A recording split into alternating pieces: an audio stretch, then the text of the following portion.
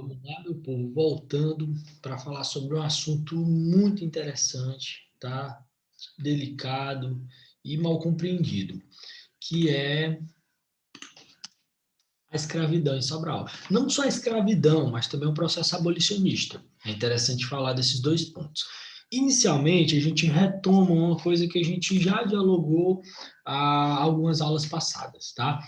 A economia sobralense, como é o caso aqui da pecuária e do algodão, elas não necessitavam, ou melhor, elas não demandavam um grande número de escravos. Mesmo assim,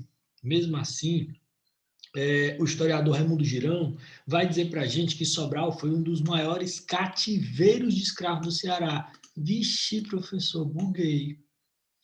Porque a economia não demanda muitos escravos. O Ceará, propriamente dito, não tinha muitos escravos, comparado a Pernambuco, comparado a Rio de Janeiro, comparado a São Paulo, comparado a Minas Gerais. Não tinha muitos escravos. Mas Sobral tinha a maior concentração. Por quê? Tá? A gente se instiga a pensar por que Sobral tinha tanto escravo. Primeiro, antes de responder a pergunta, vamos avançar um pouquinho aqui dentro do nosso processo e entender que os negros existem em Sobral desde o processo inicial de ocupação, mas uma coisa que efetiva a massiva presença de negros cativos e negros forros, quando eu falo negro cativo, eu estou falando de escravo. Quando eu falo de negro forro, preto forro, eu estou falando de ex-escravos que foram alforriados. E aí são forros, são livres. Tá? E Sobral já vai registrar a presença massiva de um número de cativos e forros já no final do século XVIII, e especificamente 1790, quando nós temos a construção dessa igrejinha aí linda, que quem passa pelo centro, pelo coração do centro de Sobral, do centro econômico, você vai encontrar essa igrejinha lá meio perdida. Essa igreja ela é a Capela do Rosário, ou a Igreja do Rosário dos Pretinhos. Né? As comunidades do Rosário, ou irmandades do Rosário, eram irmandades de escravizados, de pretos, escravizados e forros, que existiam em várias cidades. E aqui em Sobral, eles construíram essa igreja em específica porque era comum que a religião católica separasse a igreja de brancos e a igreja de pretos. Inclusive, tenho curiosidade, porque esta igrejinha aí é a igreja de pé mais antiga de Sobral. Vamos lá. Lembra da capelinha de Nossa Senhora da Conceição que a gente falou lá na segunda aula? Então, aquela primeira capelinha construída, ela caiu. Depois daquela capelinha, que era dos brancos, foi construída essa aqui para os pretos. E ela ainda está de pé.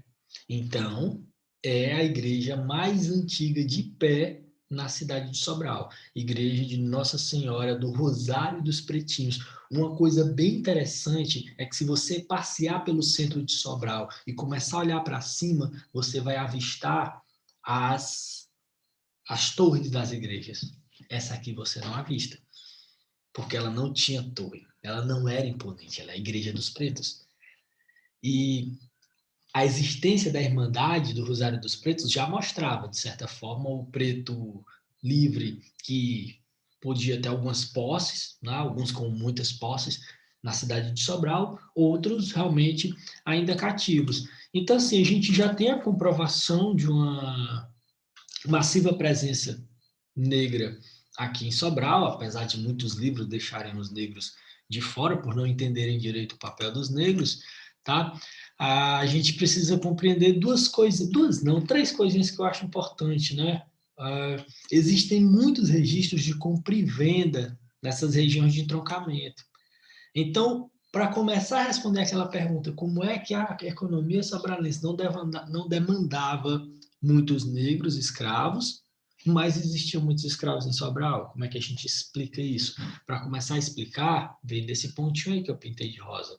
Tá? Havia um intenso comércio de escravos aqui, que servia a todas as vilas. Então, Sobral meio que concentrava essa distribuição de negros também. Tá? Lembra que a gente falou de café? Ah, professor, mas quer comparar café com o ser humano? Sim, quero. Infelizmente, a instituição escravocrata no Brasil, tratava o homem negro como mercadoria. Então, Sobral era um grande distribuidor também dessa mercadoria, desse mercado paralelo, desse comércio paralelo extremamente rentável, tá? Que era o comércio de escravizados. Dentro dessa ideia aí, nós vamos ter uma média, tá? Em 1860, de 16.429 escravos. Ixi, por que tanta precisão? Porque existem registros de compra e venda. Esses dados são oficializados. Inclusive, um dos maiores pesquisadores sobre a escravidão aqui em Sobral é o professor Raimundo Nonato. Ele é um cara que tem muitos dados específicos, assim, dados de número, de saber quem é quem, de pai de quem, filho de quem, para onde foi tal negro ou para onde não foi tal negro. Ele consegue construir muito bem essa ideia de números de escravos ou de quem era escravo, quem não era, quantos tinham, quantos não tinham, dentro da cidade de Sobral e também no estado do Ceará. Inclusive, a obra mais famosa dele é a Igreja do Rosário dos Pretinhos. Tá? É ele que escreve um livro inteiro sobre a Irmandade do Rosário dos Pretos. Beleza? E aí, 16% da população sobralense era escrava. Meu Deus, como assim? Cara, não esquece. Houve um processo muito extenso, de desenvolvimento econômico, tá? Dessa população sobralense. Muito grande. Então, a sociedade sobralense exigia uma grande quantidade de negros de aluguel. Quem são os negros de aluguel? Também conhecidos como escravos de ganho. Lá no Rio de Janeiro, ou em Minas Gerais, podiam ser as negras quitandeiras, que saiam nas ruas com os tabuleiros, né? Vendendo quitutes, vendendo bolinhos, etc. O escravo de ganho ele poderia ser um barbeiro. O escravo de ganho ele é aquele escravo que pode ser alugado. Daí, escravo de ganho. Então, Sobral exigia uma demanda muito grande de serviços e esses escravos de ganho faziam vários tipos de serviço na cidade. Sem contar que muitas famílias abastadas, muitas famílias de grana, assim, famílias tradicionais que tinham dinheiro, tinham muitos escravos para os serviços domésticos. Era comum nas ruas de Sobral você ver as famílias se deslocando nas liteiras. Liteiras são aquelas cadeirinhas. Eu tenho uma imagenzinha aqui no outro, ó.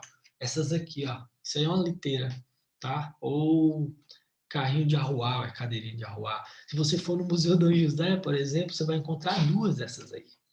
Aí era muito comum que se visse isso. Então, ou carregando as liteiras, ou segurando sombrinha para as moças e tal, sempre existia, a la francesa, né? Tem um lance que eu disse para vocês, Sobral é europeizada, era comum a sombrinha, né, ali das francesas e que se alastrou aqui em Sobral, mas quem segurava a sombrinha era o negro, né? Ou uma negra.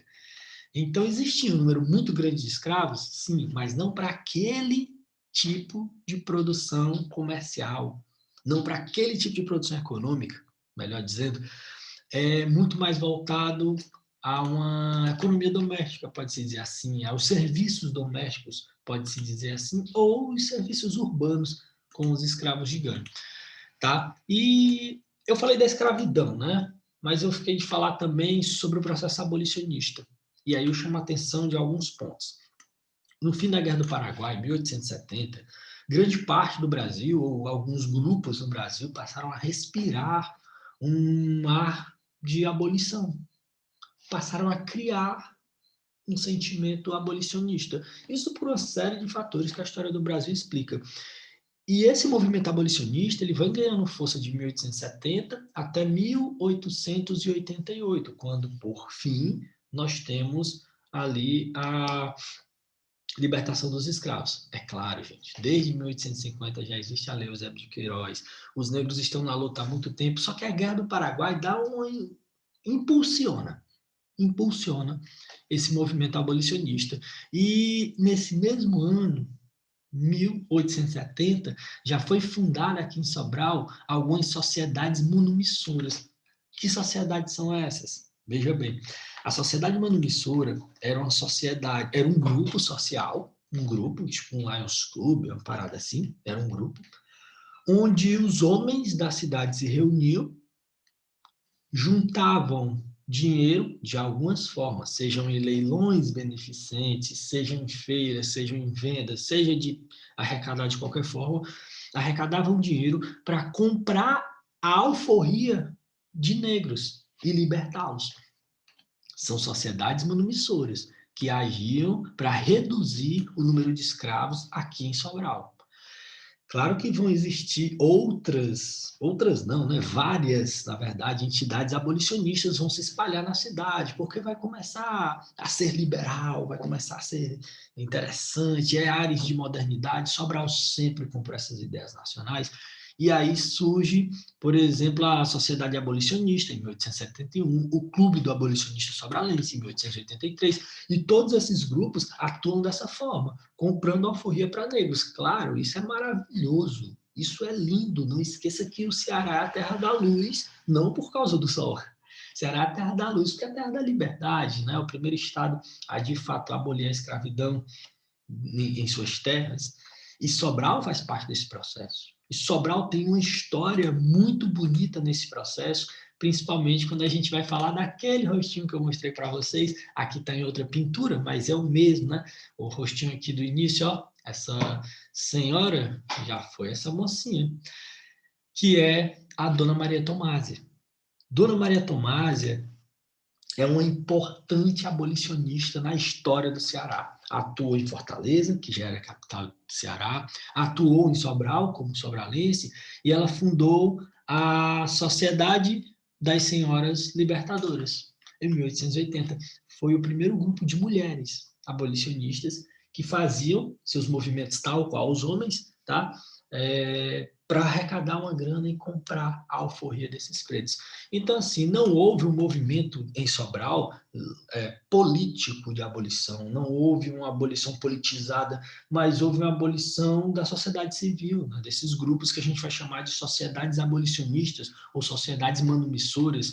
E a Dona Maria Tomásia é uma das mulheres que mais se destacam aqui no Ceará. Ela é uma sobralense, é uma das que mais se destacam aqui no Ceará quando o assunto é abolicionismo, né? Tudo bem, ela está longe de ser uma pessoa conhecida. Detalhezinho, bota um asterisco aí na minha fala. Lá na nossa apostila, eu peguei um texto de um grupo de alunos que foram meus alunos e que escreveram um resumo bibliográfico lindo sobre a Dona Maria Tomásia como uma tarefa para a final da Olimpíada Nacional de História do Brasil. Peguei o texto na íntegra que falava sobre os invisíveis da história, né? Aquele pessoal que não é lembrado pela história. E aí tem um destaque da Dona Maria Tomásia lá, os meninos fizeram um trabalho lindo, aplauso para os meninos, e eu volto a reforçar, a nossa apostila é uma reunião de uma série de textos que eu fui juntando ao longo do tempo, e muito do que está lá na apostila não é meu, é uma reunião de materiais para que a gente possa aprofundar os temas aqui apresentados. Beleza? E, cara, olha só, o jornal Libertador, que era um dos jornais mais importantes do movimento abolicionista por aqui, vai chamar, né, vai chamar a Dona Maria Tomásia e o grupo de mulheres que faziam esse processo abolicionista de dignas irmãs de Iracema, e destacavam Maria Tomásia, a ação dela tanto em Fortaleza quanto no interior. É uma mulher, de fato, leiam lá. Se vocês curtem mulheres importantes na história, leiam sobre Dona Maria Tomásia. O texto dos meninos é lindo, beleza? Inclusive, eu deixo o link lá para vocês acessarem o material deles, que está disponível online.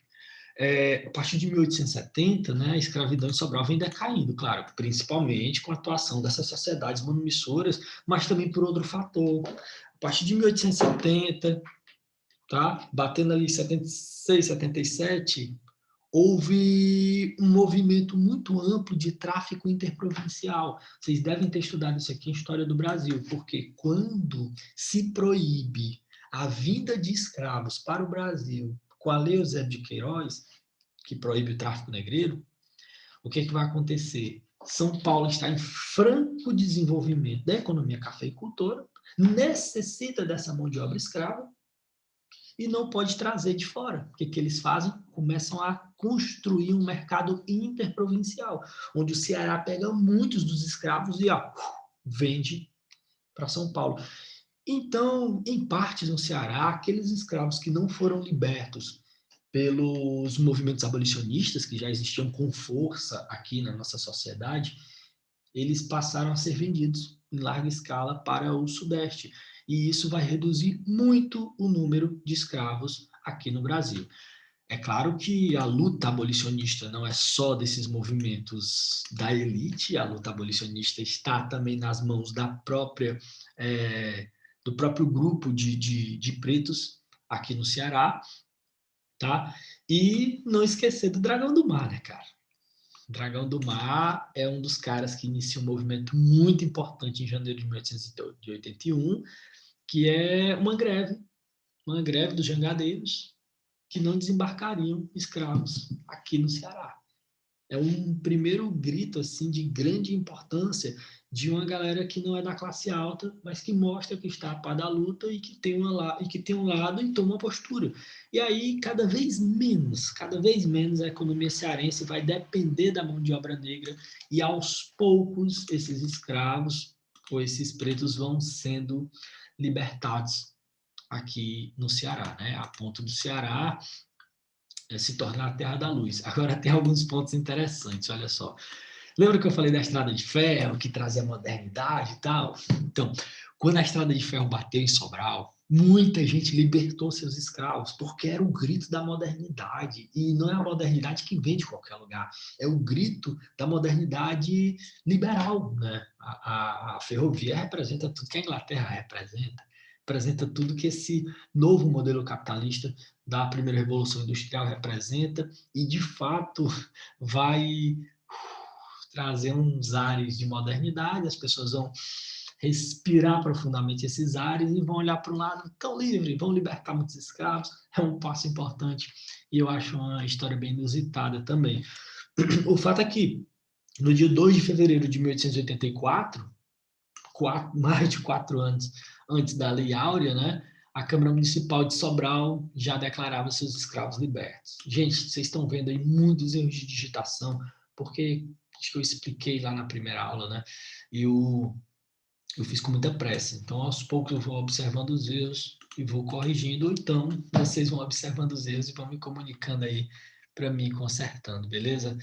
Olha só, é importante lembrar que apesar de Sobral ter libertado seus escravos em 1884, a primeira localidade a libertar seus escravos foi a localidade de Acarape, que é a atual cidade de Redenção, que libertou os escravos em janeiro de 1883, 13 meses antes de Sobral, o que não é menos ou mais merecedor, né? Sobral faz parte do movimento abolicionista desde muito cedo, tem alguns nomes de destaque, dentre esses nomes, tá interessante que se destaque uma mulher, a dona Maria Tomásia.